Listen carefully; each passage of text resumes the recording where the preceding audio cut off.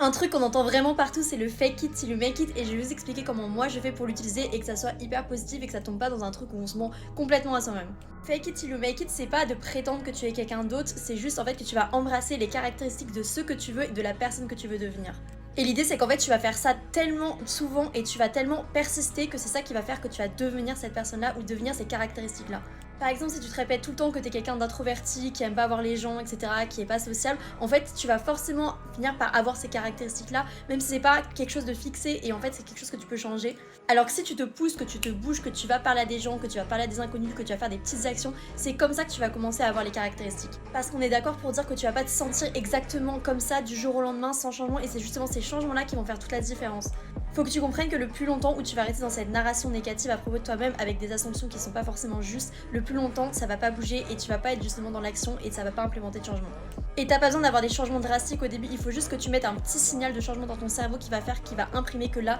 t'es quelque chose de différent, t'es quelqu'un de différent, t'es dans une réalité qui est différente. Ça peut être juste de changer ton style, de prendre un chemin que t'as pas l'habitude de prendre, de oser faire quelque chose que t'as pas l'habitude d'oser faire. Je vous en ai déjà parlé, mais pour ça, la méthode de l'alter ego, c'est vraiment une méthode qui fonctionne à tous les coups et en fait, c'est quelque chose que tu vas pouvoir activer quand on aura vraiment besoin. Quand tu comprendras que tu auras un pouvoir énorme sur ta réalité, que tu peux la changer quasiment comme ça, c'est là où tu verras vraiment les changements. Et si ça t'intéresse, moi je m'appelle Claire, je te donne des conseils globe et je lance un challenge pendant 30 jours.